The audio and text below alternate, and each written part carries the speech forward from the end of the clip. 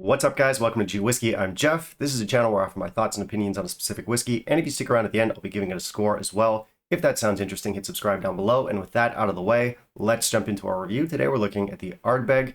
I know. Stick around.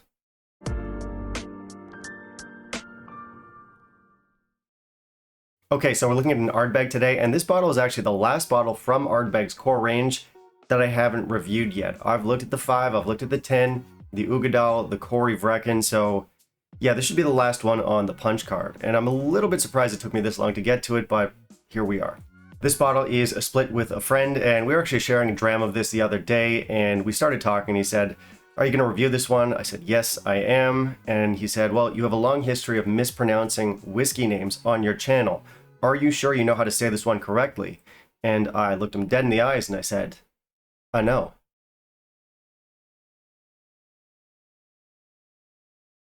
Ardbeg is a brand that, generally speaking, I do like, but it can be a mixed bag. I like the 5-year-old. I think it's a solid budget dram. The 10 I do like, but for me, it's quite batchy. It's quite inconsistent. The same can be said for the Corey Vrecken and the Ugadal, but they can be truly great whiskeys. So yeah, I never really know what to expect from an Ardbeg, but it is a brand that I enjoy. So how am I going to feel about a no here? I don't know. Stop it. This is a no age-stated expression. It spent time in Ardbeg's gathering vat, where they put together barrels that were PX barrels, charred virgin oak barrels, and ex-bourbon casks. So on paper, could be pretty interesting. This one sounds a little bit more experimental, maybe even a little bit playful for Ardbeg. So it could be interesting. As far as what people are saying about this one, most reviews, most online discussion about this does lean positive, so that is reassuring. But of course, we do have to try things for ourselves. There is a lot of chatter out there about how the general quality of Ardbeg's core range has gone down since they really started pushing out these special releases every 30 seconds. So yeah, we'll see about this one. Personally speaking, my favorite Ardbeg from the core range is the Ugadal, but only the Ugadal when it's at its best. Some are not great, some are excellent, but when they are excellent, damn, they're good. And that's Ardbeg with a sherry touch. So this one having PX in the mix, another sherried Ardbeg, yeah, could work. So let's not waste any more time. Let's jump into our review. In the meantime, if you'll kindly leave a like down below, that'd be greatly appreciated. Specs are looking good. We got 46.6% ABV, non-chill filtered, and natural color. So we've got very much a classic look to this bottle. It's a very standard Ardbeg look, and you know, it's a take it or leave it look, I suppose. I don't love it. I guess I've seen too much of it in my lifetime, but you know, that's not a bad thing. They keep things consistent, and it's a unique look. You're never going to mistake Ardbeg for something else on the shelf, so there is that. For look, let's give this 3.5 out of 5. Our bottle does say non-chill filtered. It doesn't say natural color, and that's something that always baffles me about Ardbeg, because I'm pretty sure across the board, Ardbeg doesn't add any caramel color into their whiskeys. So if you've got a fully naturally presented whiskey, why would you not want to share all of that information with your customers? It'll only make them appreciate you more. But maybe that's just me. It isn't. On the back, we've got mention of the vat, and we talk about the cask a little bit. On the front, it does say that it's singularly rounded, so that's exciting. Yeah, info is okay. Could be a bit better, but it's okay. And we've got a classic Ardbeg look. It's all good.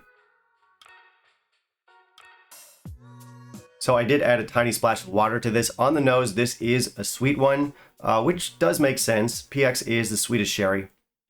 It's not a Swedish sherry. It's the sweetest sherry. Sweetest sherry. PX is the sweetest sherry, and I get stuff like smoked meats, bacon, ham, barbecue sauce, cherries, cherry syrup, caramel, candied apple, and smoke.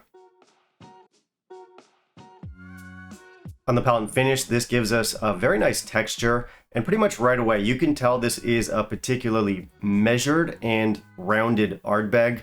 I get stuff like cherry candy, so like nibs, maybe some Twizzlers. I get some chocolate. The chocolate's like those dark chocolates where you have cherry liqueur inside and a maraschino cherry, so like that. Definitely some very smoky, sweet barbecue sauce. You also get like orange hard candy, like orange lollipops. We have a medium finish on cherry, almonds, and some berry jam. Okay, so this one is a good one, and I think it's going to hit the spot if you are looking for a sweeter Ardbeg, and it is very much an Ardbeg. We definitely get plenty of the smoky, peaty house style in here, but it also is a little bit different. Like this is quite dissimilar from the rest of the core range. First off, let's talk about how sherried this stuff is because it is quite sherried. Now, elsewhere in Ardbeg's core range, we do have the Uigeadail. The Uigeadail is also a sherried whiskey, but this one is more. Our sherry here is much sweeter, it's much more forward, it's much more in your face than it is with the Uigeadail. And for me, the Uigeadail, when it's at its best, has this beautifully complex and beautifully integrated sherried influence. That's not this. The Uigeadail gives us much more complexity and intensity than this one does. It's a much more rugged and powerful whiskey. And to be fair, I don't think this one is trying to match the Uigeadail or do what the Uigeadail is doing. I think it's trying to serve a completely different purpose within the core range, and I think it does succeed at that. But the Uigeadail being the only other sherried core range Ardbeg that I can think of, that's where my mind goes.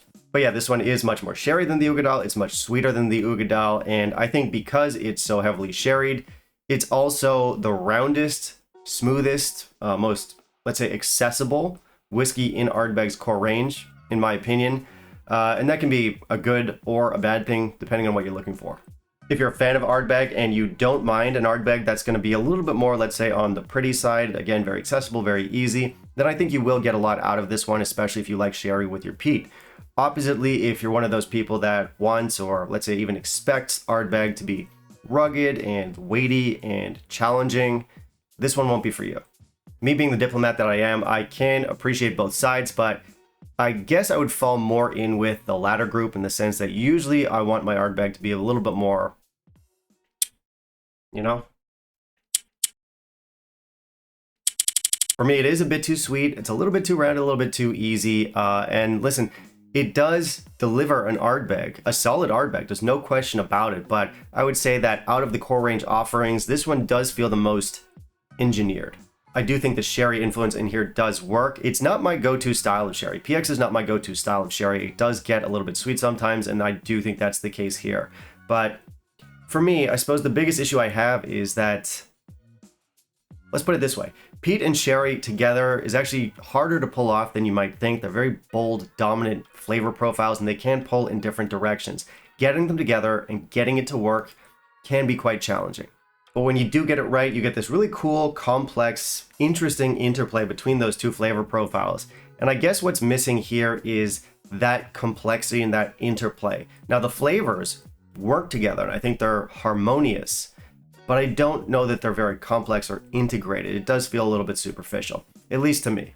Put it this way, this is our peat, this is our sherry, and they're always smooth together, but they just don't really interact. They don't do anything interesting together. I want them to do this. Side note here, you know what's crazy? This channel's coming up on 10,000 subscribers, which means that right there is a respected whiskey YouTuber. Why do you watch this guy? Anyway, the stuff is easy, it's sippable, it does give us that smoky, peaty Ardbeg flavor. We get this sweet veneer of sherry, and overall it does work. I can't say I don't like the whiskey, it's very sippable. I don't think it's particularly interesting, and I don't think it's particularly memorable, but it's good. So my score here is 84, it is a nice one, and if you want an easy Ardbeg with a sherry touch, this one will work for you.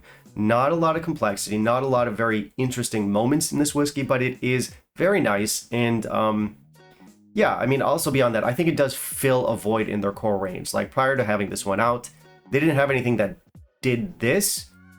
So yeah, at the end of the day, I suppose sweet and easy is not what I personally come to Ardbeg for. That's not what I look for in an Ardbeg expression. But that doesn't mean that they didn't do a good job making this whiskey. It's just not a whiskey for me. You might love it. I think our value here is decent. It does give us good specs. It does give us good, solid Ardbeg flavors. We have that Ardbeg foundation. I compared it to the Uigeadail earlier, and I said it can't match the intensity or the complexity. Of course it can. It's much cheaper, and it's also not designed to rival the Uigeadail, so that's not fair. I think for what we're getting for the price here, I'm not mad at it. I paid about $45 US, roughly 37, 38 pounds. that's my market. Taiwan tends to be cheaper than other markets, but for me, that price is very fair. Would I buy this again? Yeah, potentially if I'm in the mood for it, but it's not one I'll be rushing back for. But don't be turned off by the fact that I'm not particularly enthusiastic about it. I do think it is solid whiskey. That's just not too much my style. It's worth checking out.